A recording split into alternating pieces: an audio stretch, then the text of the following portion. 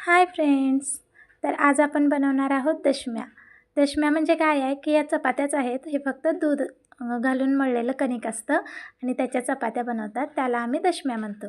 तर आपण बघूया दशम्या कशा बनवायच्या. त्यासाठी काय आपलं गव्हाचं कणिक पीठ घ्यायचं आहे, त्याच्यामध्ये मीठ घालायचं आहे चवीपुरतं, थोडीशी साखर घालायची आहे. साखरेनं काय होतं तर दशम्यांना कलर छान येतो. आणि दूध घालून हे पूर्ण कणिक आहे ते मळून घ्यायचं आहे. थोडंसं याच्यामध्ये तेल पण घालायचं आहे मळताना. मी घातलं नव्हतं सुरुवातीला, तर आत्ता घालते.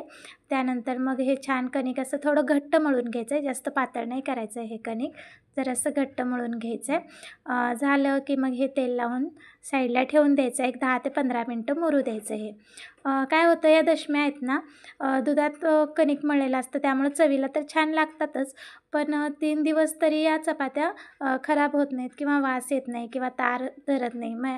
आपल्या साध्या चपात्या कशा 2 दिवसानंतर वास येतात ना, तोडल्यानंतर त्याच्यातून तार वगैरे दिसते, असं काही होत नाही या चपात्यांचं. कमीत कमी 3 ते 4 दिवस या दशम्या अजिबात खराब होत नाहीत. आणि या दशम्या आहेत ना, ह्या ताज्या आणि गरम गरम खाण्यापेक्षा दुसऱ्या दिवशी शिळ्या झाल्यावर खायला छान लागतात. त्यामुळं आम्ही प्रवासाला कुठेही निघालो तर मग ह्या अशा दशम्या बनवून घेतो. त्याच्याबरोबर आम्ही झुणका घेतो दुधातला, त्याची पण मी तुम्हाला पुढे रेसिपी दाखवणार आहे. त्याबरोबरच आम्ही त्याच्याबरोबर मुगाची उसळ घेतो किंवा तुरीच्या डाळीची उसळ घेतो, शेंगदाण्याची चटणी असते, लोणचं असतं आणि त्याच्याबरोबर असतं दही. तर मग हे असं छान जेवण प्रवासात आमचं असतं आणि चवीला पण छान लागतात. त्यामुळं तुम्ही पण एकदा नक्की अशा दशम्या ट्राय करा. तर छान चपात्या लाटून घ्यायच्या त्याच्या आणि छान दोन्ही साईडला तेल लावून भाजून घ्यायचे आहेत. चला आता दशम्या झाल्यात, आता मी तुम्हाला झुणका करायचा कसा ते सांगते. झुणक्यासाठी बेसनचं पीठ घ्यायचं आहे, ते पण दुधात भिजवून घ्यायचं आहे. याच्यामध्ये पण आपण पाणी घालणार नाही आहोत. तापवलेलं दूध घेतलं तरी, तापवलेलं म्हणजे तापवून गार झालेलं दूध घ्यायचं आहे. किंवा तुम्ही कच्चं दूध घेतलं तरी चालेल. आपण भजी बनवताना जसं बॅटर बनवतो ना, तसंच बॅटर बनवायचं आहे. त्यानंतर कढईमध्ये आपण जिरे मोहरी कढीपत्ता घालायचा आहे आणि वाळलं खोबरं असतं ना, ते खुसून घातलं तरी पण चालतं. मसाल्याची चटणी नाही वापरायची आपण या झुणक्याला, बुक्का वापरायचा आहे. त्यानंतर आपण हे बॅटर आहे ते याच्यामध्ये घालून घेऊया. तर हा झुणका पण छान भाजून घेतला जातो, दुधातला असतो, त्यामुळे चवीला तर छान लागतोच.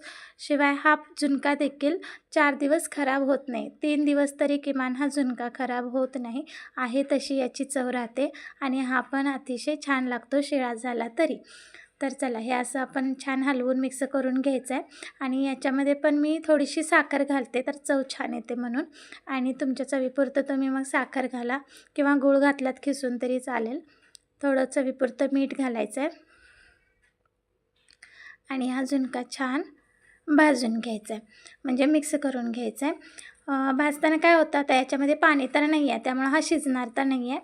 तर आपण तेल घालून याला भाजूनच घ्यायचं आहे. छान असं हलवून याच्यामध्ये एक 2 ते 3 वेळा आपण वरून तेल घालायचं आहे. याचा गोळा बनतो असा.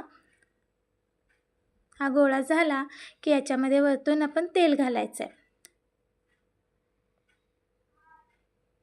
एक 2 ते 3 वेळा असं तेल घालून छान झुणका हा भाजून घ्यायचा आहे आणि चांगला भाजला की आपल्याला त्याची चव कळते. थोडंसं खाऊन बघा तुम्ही, तर त्याची चव मग समजते आणि झुणका झाला की नाही ते पण आपल्याला मग कळतंच. तर मग असा झुणका झाला की हा झुणका काय होतो, गार करायचा. म्हणजे आता हा असा दिसतो, त्यानंतर गार झाल्यानंतर हा असं सुटसुटीत करायचा असतो. झाला आहे आता आपला झुणका. आपण गॅस आता बंद करून घेणार आहोत आणि तुम्हाला नंतर मी दाखवते की हा गार झाल्यानंतर मोकळा कसा करायचा.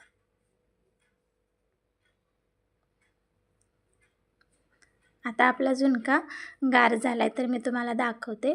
असं काढून घ्या प्लेटमध्ये किंवा कढईमध्येच करू शकता तुम्ही. मी तुम्हाला दाखवण्यासाठी हा प्लेटमध्ये घेतला आहे. तर असा हाताने छान मोकळा करून घ्यायचा आहे. तर तयार आहे आपला दशम्या आणि झुणका.